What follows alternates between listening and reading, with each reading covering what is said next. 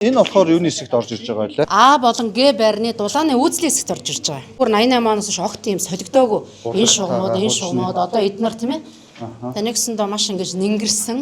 За ийшээ ингээд За ингээд энэ талаас нь харуул их ойлгомжтой болно манайх. 15,000 ашигтайгаараа 10,200 800 орчим метр квадрат энэ том объектууд бүгдөө юм зойрын давхартай. Тэгээ зойрын давхрууд бол одоо ингээд хуучирч муудсан. Энэ хуучны нөгөө агаржуулалтын хэсгүүд системүүд байсан. Агаржуулалт энэ ч өөрөө агаржуулалтаараа халаалт агаржуулалтаа шийддэг байсан. Мэргэжлийн усуд бол ирж үтсэн. За дундан тасалсан дотор нь одоо юм чихэж барьсан гэдэг ингээд зөндөө одоо юм техникийн юм олон жилийн туршид ийм алдаануудтай.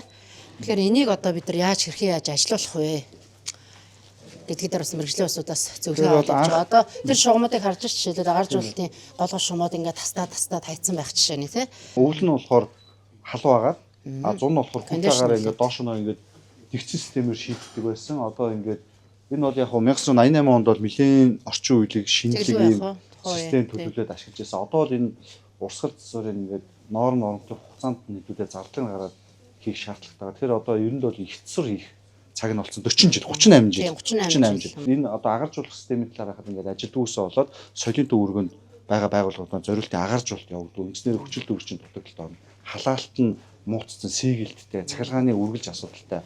Одоо л лифтийн засвар хийгээд ингээд дуусч байгаа ийм нөхцөл байдалтай байж байгаа. Манай хариуцж байгаа салбар шугам соёлын төвөргөнөөс урагшаага одоо зөвхөн байрлагуудад баримж авч хэлэх юм бол Централ таврын зүүн талаар Монгол Ардын намын баруун талаар урагшаага гараад Зориул мэндийн ямар урагшаа явдаг юм төв шугам бол байгаа.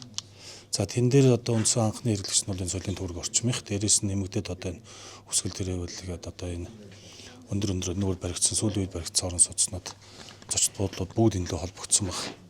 За тэгээд бид одоо сая ямар одоо юу гэдгийг ажлын хэмжээнд үрж байна гэхээр хавар дулаархаар нэн дөрөнд эхлээд угаалга зэрүүлгийг хийгээд тахыг бохирын шугам дээр нь дээрэс нь дуран онцлогоо хий.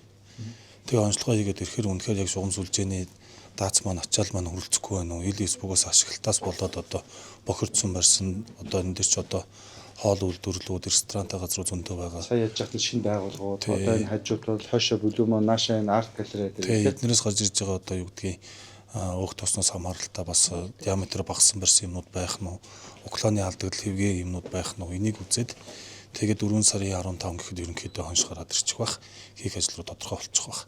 Цэвэр устын шугам талдаа бол харцсангүй ямар нэгэн хүндрэлтэй юм бол байхгүй. Бас шалгаж үзэх юм бол байгаа. Хуучин бол энэ соёлын төвөргөө бүрэн утгаараа ажиллаж явахдаа галын цагирах одоо ингээ бүтэн тойрсон цагирах шугамтай тийм байсан. Сүүлд бол одоо нэг зүүнтлийн хэсгийн ашиглалтын улмаас бас салгасан гэсэн зураг байсан. Тэрийг бас дулаархаар үзээ шалгуулчих. Шаардлагатайг бол тэрийг засах шинжилгээ оруулах талын арга хэмжээ авъя.